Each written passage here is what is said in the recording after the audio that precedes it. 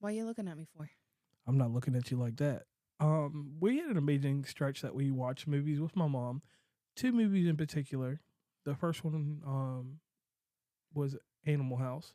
Had an amazing actor, John Belushi, in it. Mm-hmm. Shout out to him, like in his Well, see, we watched the Blues Brothers first. right. And I don't really think he got into Blues Brothers that much, but it was I national. wasn't at first because I was preoccupied trying to play my game. But there was a lot of it. I'm like, okay, I like this. Yeah, Yeah. yeah, yeah. Yep. Because you took two riffraffs, basically. You took two criminals and they wanted to save. What did they want to save? Was it a school or a It was like an church orphanage or something. Yeah, yeah? where they grew up. And I'm just like, okay, so these are some bad guys trying to do some good things with some bad people. And I'm just like, or some bad ways. And the lady, she's like, I don't want your dirty money. Right, and the way that the doors, how she went back and the doors closed and shit, that shit Yeah. was kind of crazy. Yep. And I'm just like, oh, snap. But it's like, if you're trying to save something, I get it. You do it however you have to. But at the same time, I respect her for that. Yeah, no doubt. What's going on, everybody? This is your boy King Germ, one half of Pod and Saved Our Marriage. Each and every Friday, Queen Germ and myself drop an episode to show the people how Pod and Saved Our Marriage. Now, we're not like most married couples. Most of the time we disagree, but that's the beauty of the show. So, when you get through listening to Sparrows UnderReview, come give us a listen. Each and every Friday on any DSP, go look for Pod and Saved Our Marriage. Whoa. The Blues Brothers. Now, this is one movie I grew up with. My mom would play this shit religiously. Probably because of, like you said in the last episode, Mr. John Belushi. John Belushi. Yeah, I think she had a thing for him on the low. We're going to have to call her and ask her that. Yeah, we'll definitely have to ask her about that. Now, this comes from Saturday Night Live. This was a sketch, and everybody's watched Saturday Night Live, so one thing you do have to understand, if you don't know this younger audience, John Belushi was at the very beginning of Saturday Night Live, which you can watch the new Saturday Night Live movie, which we haven't watched yet, Saturday Night Lights or whatever the fuck it's called. And you can, I mean, I don't know what it's called. Y'all know I'm doing the best I can. You ain't got to be so harsh about it. Dang. Yeah, but either way, this movie, like for me, it was weird how we came about watching it. Because I had talked to my mom. I was like, yo, are we going to watch the 5 Heartbeats? Mm-hmm. Are we watching Blues Brothers? I almost said Blues Clues. Are we watching Caddyshack? Or are we watching Animal House? She was like, we watching the Blues Brothers. Yep. That was the first one. She said, put that Blues Brothers on. And this movie, what I liked about it is, like, this movie was funky. It had soul in it. It had James Brown in it, Cab Calloway, Aretha Franklin, Ray Charles, and John Lee Hooker. Mm-hmm. I liked that there was musical parts in it, but it wasn't a musical. Right.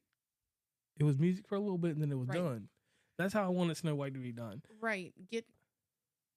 Make it good, make it to the point, but get over that part. And one thing, Carrie Fisher, I want to give her a huge shout out. The late, great Carrie Fisher, off of Princess Leia's success. She comes in this movie, and she is Jake's ex-girlfriend or something, because she was blowing up buildings, trying to kill him, and they never knew until the end. And so one shout out there. And I mean, this movie covered all kinds of stuff: neo-Nazis, country, western bands, Roman Catholics, R&B music. It had every genre and had everybody in it. It was a feel-good movie for me because it didn't matter if you were black or white or Albanian, whatever you were in this movie. And this movie, to me, was another one of those hidden success for them. And the story that goes along with this, but once again, this is a good story. It was written by Dan Aykroyd, which we all know Dan Aykroyd, and John Landis. We've already spoken about him in the previous episode from here, the director. This comedy, like, it made sense how everything played out. So let's get into a bit about our characters. Do you want to talk a little bit about the characters, or do you want me to go ahead? You can go ahead. I was on the wrong page. All right, look, we got Jake Blues or Juliet, that's played by John Belushi, and then you have his brother Elwood. Now, Elwood, he's just Elwood. And what I liked about Elwood was a person not of many words. Right. And when he pulls up to get John Belushi or Jake out of prison or jail, wherever he's at, they hop into a piece of crap cop car. And this is the first scene. You're getting like the first 5 minutes of this movie. And, you know, Jake is like, what happened to the Cadillac or some bullshit? And, Right. and next thing you know, he's going to, like, Dan Aykroyd has to let him know that this Crown Victoria does not play games. That vehicle, it was a Crown Vic, and it was one of those old ones. I'm talking about the big body ones. You could have put a whole family, the whole extended family in that bitch. And what happened? What was the sequence that happened with the vehicle so he could show him that it was tough? All right, let's see. The bridge? Yeah. Oh, okay, yeah. Yeah. That was a very... They jumped the bridge, right? Yeah, they jumped the bridge. You got to remember, I didn't pay a whole lot of attention to the first part of the movie because, it was an old film. I'm like, I ain't gonna like this shit. I'm here and your mom wants to watch it, so I'm just gonna let it play or whatever. And it was getting into it and parts of it that I'm like, oh, okay, this is kind of funny. So you go a little bit further. They go to the Catholic orphanage or wherever they were raised, and that lady takes a ruler. And she smacks the shit out of both of them. She smacks them so hard with that ruler that they fall down the stairs inside of a desk. They're in the little desk we grew up in as kids, and they fell down the stairs. And then when they get down to the bottom of the stairs, they're met by Cab Calloway, who was someone that gives them a little bit of advice. They tell them to go down to a church that's ran by James Brown. And next thing you know, when you go to James Brown's church, the choir and everybody else were jumping around and doing all kinds of flips and stuff. It looked like somebody was on a trampoline and doing like cartwheels and all kinds of shit and backwards flips. And things get crazy there. And then that's where the movie just spirals out of control. And that's what I liked about this one. Like, this movie was off the rails. It was so chaotic. And I'm just like, oh my gosh, this is crazy. But it was an enjoyable crazy. So once they got out and they found out that he had an epiphany, they said, and he's like, we can get the band back together and raise the $5,000 to pay the property taxes on the orphanage. Because did they grow up there? Is that what it was? Yeah. Okay. I just wanted to make sure I understood all of that. So basically, like JR said, there is a lot of stuff that happens in the movie really fastly. Really fast? Very fast? Mm-hmm. Whatever. I don't do proper English. But it's another one of those ones where we don't want to go into too much detail about it because it takes the surprise. But as far as a gig, they finally get one supposedly and all this stuff. They go, they perform, stuff happens afterwards. The two of them are like, all right, y'all better run. Get out of here. And that's when things get wild. And like I said, like with this one here, I was just like, wow. So this is another film that I'd say like you should definitely go see. Once again, John Belushi had a very, very short career. Right. And where can people find that? Let me look that up here while you continue with John Belushi. Tell him about his demise. He was killed by a hot box, an injection of heroin and cocaine. A lethal dosage of that. That's crazy. And one thing in particular that I'll say about this, this movie had Pee Wee Herman in it, and I didn't even know that. I'm looking at just other minor appearances and different things like that. You might have to buy it. I'm seeing, which I'm not clicking on any of these links, but it says AMC subscription or AMC Plus subscription, YouTube, the Roku channel, Amazon Prime, Apple TV. It does say Sling with the premium subscription. And obviously Google Play Movies and Fandango at home. That's kind of crazy. So it's not available for any type of free service. What about Animal House? Let me see. Where can you watch Animal House? Because one thing I will say about some of these films where they're Same thing. yeah, Prime, Google Play, Fandango, Apple TV, Roku. So, like, it's not available as far as we know on something like Peacock, Hulu, Netflix, Paramount, you know, the normal subscriptions everybody has or has access to. and I don't know. Overall, I enjoyed the movie. I thought there was good humor in it. It took place in Chicago. I think that they did very well with it. Let's see. and since this movie is considered a musical, uh, it's the ninth highest grossing musical and the 10th highest earning among comedy road movies. And it ranks. Did you hear that? What? The growling noise. Yeah. What was that? My stomach. Yeah, I'm getting hungry too. So it's considered one of the best. It won a Golden Reel Award for best sound and editing. I will say this for this movie. This is a rough movie. What? Oh, about all his partying? Yeah.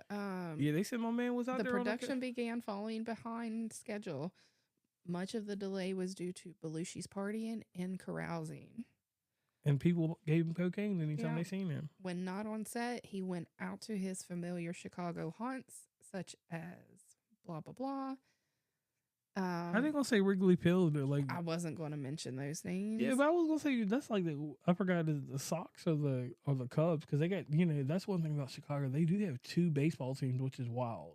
Right, and it says people often recognized him and slipped him cocaine, a drug he was already using heavily on his own, hoping to use it with him. Wow. Every blue collar Joe wants his John Belushi story. Yeah, I can see that. And then that was said by Smokey Wendell, who was eventually hired to keep it away from the star. Oh, wow. So I'll say this, like, when I got into watching late night cinema and things like that, like going to theaters that would show stuff late at night, this was one of those movies that encouraged late night cinema, not pornography or anything like that, but just like people going to watch movies late at night. Yeah. So, I will say, like, this movie right here, like, it was great. It was one of those things that that I don't know. And this was one of the movies that made more money overseas than it did in the United States. That's one thing that was kind of crazy about this. And this movie, like, when I talk about cult classics, this is considered a cult classic. Even though its money that it made is relatively good, it didn't do nothing like Animal House. But in comparison to other movies of its time, what were the numbers, Stacey? Let's see.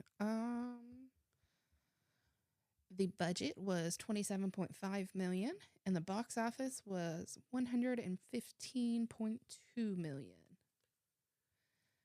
And I'd say a lot of that budget was due to. That's one thing I need to understand. When they say budget, is that say, hey, I'm going to give you $1,000 to make this movie, no matter whether it costs them $1,000 or $10,000, or is that here is how much it costs to make the movie compared to how much they made? Yeah, the budget is just like, hey, this is what it costs at the very end to make it. Okay, in the Wikipedia stance, yeah.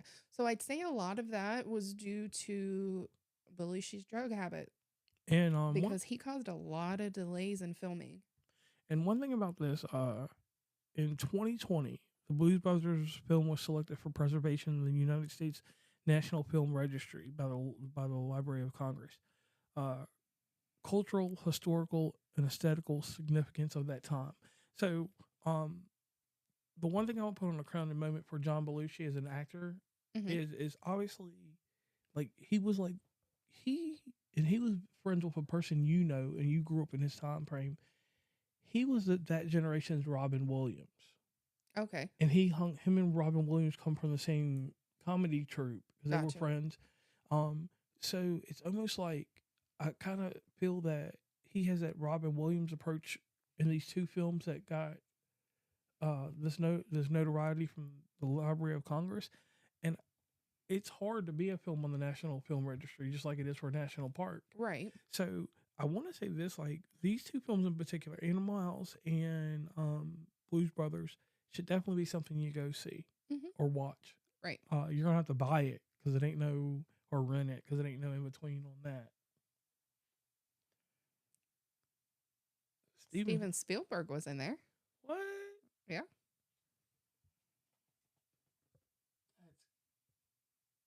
Shaka Khan. Yeah, I seen Shaka Khan in there. Remember I yelled that was she was in there. Oh, I didn't know. She was one of the ladies in the choir. Okay. So I think that's about as much as we can put into this episode, to be honest. Because I don't want to mess up the experience for anybody. Right. So I highly encourage everybody to go watch it however you obtain your movies. If you've seen it before, let us know in the comments what you thought of it.